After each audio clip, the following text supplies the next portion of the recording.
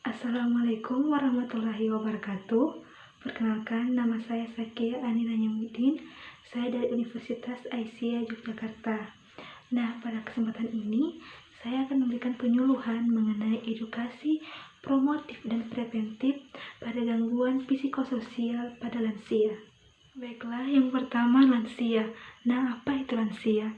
Lansia menurut WHO ditentukan dari umur 55 tahun ke atas. Nah, pada lansia pasti akan mengalami penurunan kelemahan. Salah satunya yaitu penurunan psikososial.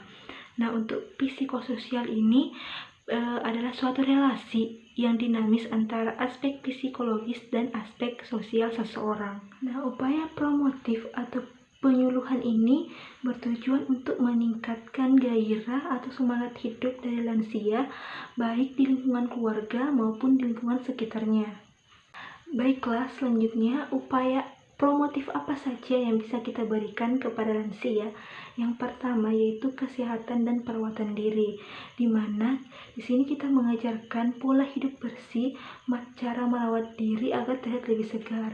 Kemudian kita memberikan penyuluhan tentang makanan yang bergizi dan seimbang.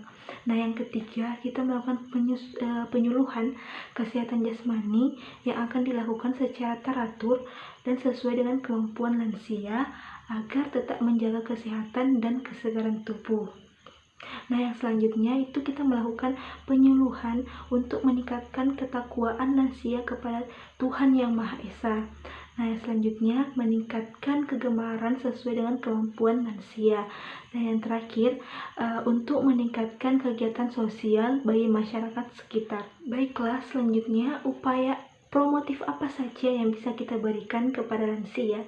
Yang pertama yaitu kesehatan dan perawatan diri, di mana di sini kita mengajarkan pola hidup bersih, cara merawat diri agar terlihat lebih segar. Kemudian kita memberikan penyuluhan tentang makanan yang bergizi dan seimbang. Nah, yang ketiga kita melakukan penyuluhan kesehatan jasmani yang akan dilakukan secara teratur dan sesuai dengan kemampuan lansia agar tetap menjaga kesehatan dan kesegaran tubuh. Nah, yang selanjutnya itu kita melakukan penyuluhan untuk meningkatkan ketakwaan lansia kepada Tuhan Yang Maha Esa. Nah, yang selanjutnya meningkatkan kegemaran sesuai dengan kemampuan lansia. Dan yang terakhir untuk meningkatkan kegiatan sosial bagi masyarakat sekitar. Baiklah, selanjutnya yaitu upaya preventif atau pencegahan yang bisa diberikan kepada lansia yang bertujuan untuk mendeteksi kemungkinan adanya penyakit yang akan terjadi atau suatu komplikasi yang terjadi akibat proses penuaan.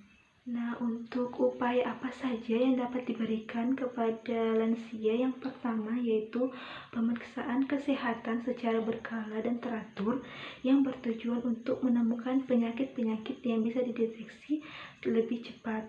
Kemudian kesehatan jasmani.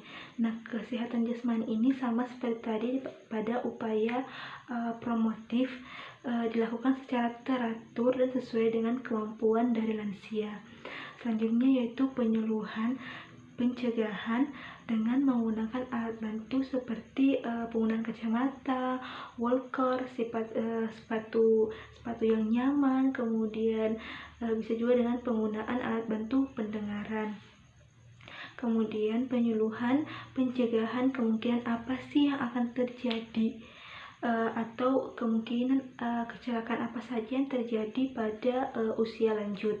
Nah, untuk contoh kecelakaan yang biasa terjadi pada usia lanjut itu biasanya terpeleset di kamar mandi, kemudian penggunaan alas kaki yang tinggi dan licin dapat memberikan potensi resiko jatuh pada lansia. Nah, resiko jatuh pada lansia cukup tinggi karena adanya proses penuaan. Maka oleh sebab itu kita perlu mengetahui bagaimana cara mencegah jatuh pada lansia. Nah, yang pertama kita memberikan latihan berjalan dengan aman, di mana latihan berjalan dengan aman ini akan menurunkan risiko jatuh pada lansia. Nah, yang kedua yaitu memodifikasi lingkungan. Di sini bisa dilakukan di lingkungan rumah kita sendiri dengan menaruh barang yang sering kita gunakan di tempat yang jauh dari jangkauan sehingga dapat terhindar dari kecelakaan risiko jatuh. Nah, yang selanjutnya yaitu atur cahaya ruang, di mana cahaya ruang sangat penting bagi lansia karena pada saat proses penuaan ini terjadi penurunan kemampuan dari indera penglihatan lansia.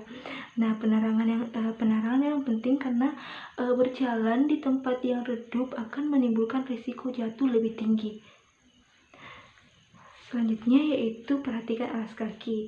Di sini lansia harus menghindari penggunaan alas kaki yang terlalu tinggi, kemudian alas kaki yang kurang nyaman bagi lansia tersebut, dan jangan menggunakan kursi karena akan mempersulit untuk menjaga keseimbangan. Nah, yang terakhir yaitu mendiskusikan. Dan yang terakhir yaitu mendiskusikan kondisi kesehatan. Nah, ini sangat penting karena orang-orang terdekat termasuk keluarga harus mengetahui benar bagaimana kondisi lansia tersebut, sehingga jika ada masalah yang timbul bisa segera melakukan atau menghubungi dokter terdekat. Itulah tadi sedikit penyampaian dari saya mengenai upaya promotif dan preventif pada gangguan psikologis sosial pada lansia. Kurang lebihnya mohon dimaafkan. Wassalamualaikum warahmatullahi wabarakatuh.